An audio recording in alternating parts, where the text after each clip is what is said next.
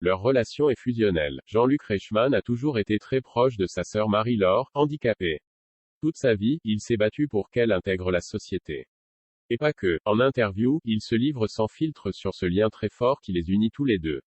Il est l'une des figures emblématiques du paysage audiovisuel français. Jean-Luc Reichmann sera prochainement la star d'un documentaire. En effet, pour célébrer les 12 ans de son jeu culte Les 12 coups de midi, TF1 dressera le portrait de l'animateur de 61 ans en juillet. Des proches prendront ainsi la parole, à l'instar de sa sœur Marie-Laure, de 9 ans, sa cadette et malentendante. C'est la première fois qu'elle prend la parole devant une caméra, une belle victoire pour le duo. Auprès de nos confrères du magazine Gala, en kiosque ce jeudi 30 juin 2022, frères et sœurs se livrent.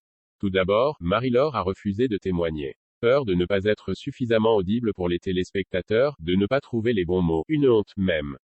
Finalement Jean-Luc Reichmann a réussi à la convaincre. Je lui ai dit que son témoignage pouvait servir à faire du bien autour d'elle, qu'il était bon de montrer le chemin parcouru.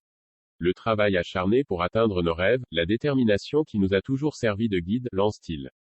Et de présenter alors sa petite sœur, avec toute sa fragilité et sa sincérité.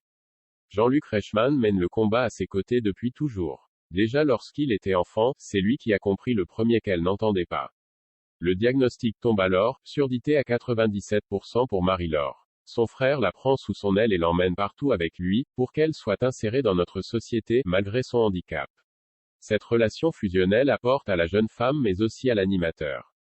J'ai compris à 11 ans que j'ai moi, avec ma différence, une tache sur le nez, ce n'est strictement rien à côté du handicap de ma sœur.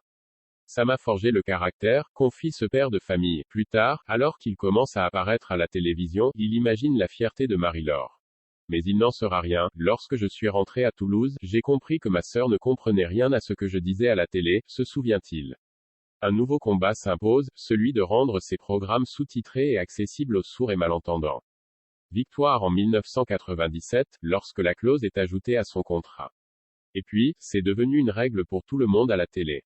Je suis très fier de ce combat. Ça donne un sens à ma vie, conclut-il.